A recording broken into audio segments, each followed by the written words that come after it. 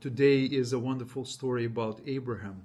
And there's a passage in Genesis 18:22 when it says, "But Abraham stood yet before the Lord." Remember the story when it says that three men came to Abraham. Two angels went forward to judge Sodom and Gomorrah. There's one, not an angel, but the Lord stayed with Abraham. Abraham was talking to the Lord, asking to save the city, not to destroy it. And he starts with 50 righteous people. If the Lord finds 50 righteous people, then he finds 45, 40, 30, 20, and then finally 10. And then this dialogue stopped. So it's like, so kind of the Lord agreed not to destroy the city if he finds 10 people, 10 righteous people in Sodom and Gomorrah. But it is in Genesis 18:22, it says, "And Abraham stood yet before the Lord."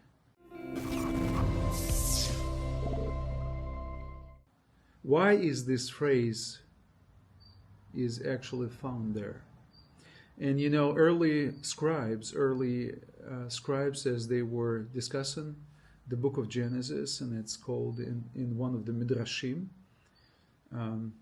Midrash is the interpretation of the biblical text by the Jews, and I think Midrash Bereshit Rabbah or Genesis Rabbah was finished around 450 AD. So they finalized all the oral tradition of interpretation of the biblical text. And so the scribes mentioned, and it is really amazing. So they said, like, you know, in this case, in this particular case, it's not Abraham was standing or stood yet before the Lord, but the Lord stood before Abraham. Somewhere along the way, through the history and formation of the biblical text, the scribes changed the text, amended it, because it sounded really irreverent.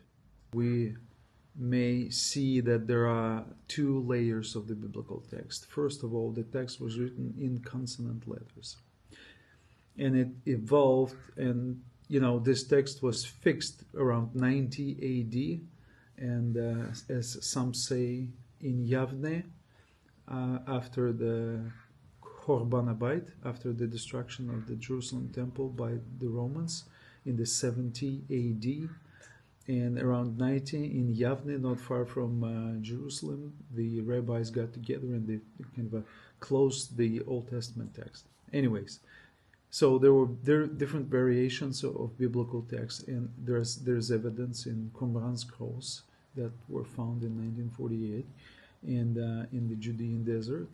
It is evident that the nikudot, that the vowels were added a lot later in the 6th century, 7th century AD, 5th century. You know, this tradition, the Masoretic tradition, was developing through the centuries in the 4th, 5th, 6th, 7th century. And finally, we have the oldest manuscripts with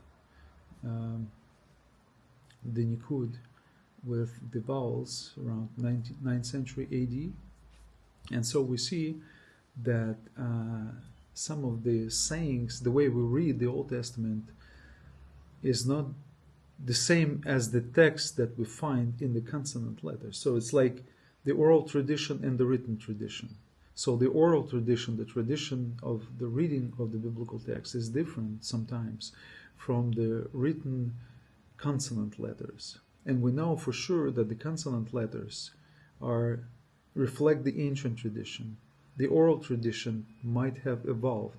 Watch this video where I talk about the Adonai, Elohim, and even in the name of God, from the first pages of the Bible, we see that his name was read differently because Jews forgot how to read his name. So watch this video and leave your comments and let me know what you think about it. So here's another case in Genesis 18:22 where we see that, and it says, like, the Lord Abraham stood before the Lord, or in front of the Lord. For me, it is really interesting to see that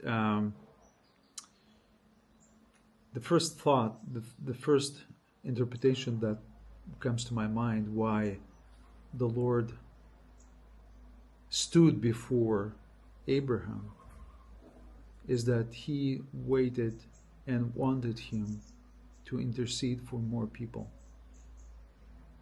And we know the end of the story. The judgment day came, and Sodom and Gomorrah were destroyed, with all the people, except the relatives, except Lot and his family, and basically his kids, his children, and close relatives. Even his wife didn't survive, didn't make it. Were there 10 people? Even without interceding for people, that the Lord is waiting for us to do this. I don't think, but I say that the Lord saved Lot and his family. Isn't that amazing? So Abraham stopped at 10 people, but the Lord did not stop by saving Lot and his family. That's really remarkable. And I think God shows us that there is a lot more mercy from his side towards us than we as humans show to other people.